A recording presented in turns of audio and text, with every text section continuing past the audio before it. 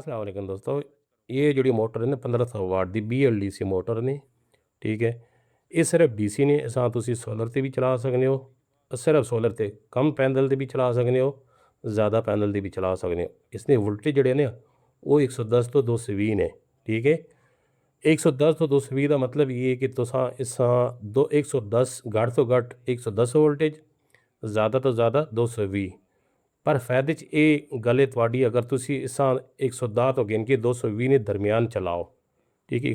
110 तो 220 ने दरमियान ये मोटर ज़बरदस्त स्मूथ चलसी, ठीक है।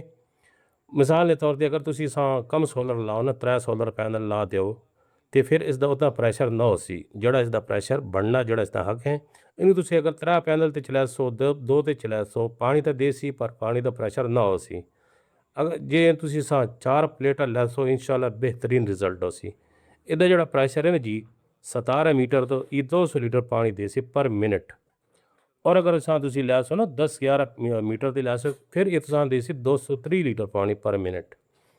लेकिन क्योंकि ज़्यादातर ये मोटर लगना लोग लैने तकरीबन 70, 75, 60 इन उस लैने, इतनी गहराई लैने। अगर इन्हें गहराई तुसां लानी तो फिर तो तुसी पैनल जेह्ड़ा 4 लाजमी लाओ, ठीक है। अगर तुसां ज़्यादा प्रैशर चाहिए तो फिर मोटर तकरीबन 60-65 से रखियो।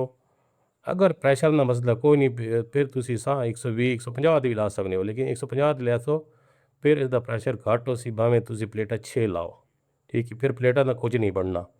फिर अगर तुसां लानी 150 की लानी या 100-120 लानी तो फिर कोशिश करो इन्हू छोड़ दो। फिर मोटर तुसी ले लो 2200 वाट। 2200 वाट लै सो तो फिर वो थोड़ा पानी पूरा कर सी, पानी नहीं पूरा करना। ये स्टेनलेस स्टील च है, ठीक है। ये बड़े घाटा मोटर आनी है तो ये मेरे को एक पहले आई सी तो एक दुई है, वो भी मेरे को वीडियो आई लेकिन थोड़ी जी वीडियो आई।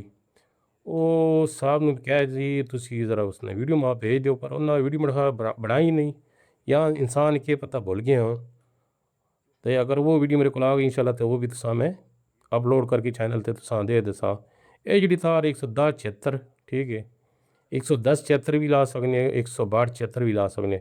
162-76 लै सो फिर तो तुसी मज़े करो। फिर तो इसके RPM जोड़े ने जितनी मिसाल के तौर पर मोटर पर लिखे हुए ना 4000 RPM, वो बिल्कुल पूरी हो सकती। भावें तुसी 120 ते लाओ, भावें तुसी 150 ते लाओ।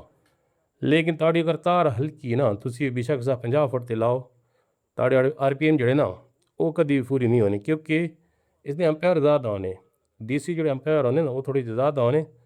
कोशिश करो तार जितनी अच्छी ला सकने हो उतनी तार अच्छी लाया करो। बाकी हाइड्रो ते डिपल एक ही कंपनी में वीडियो काफ़ी बारी दस छड़ा, लेकिन लोग बस भी थोड़ा जा इतराज़ करने डर ने कि यार जी डिफल है और कंपनी, जी हाइड्रो प्रो है वो और कंपनी, एक ही चीज़ है। तुसां मोटर भी चेक करियो, ठीक है।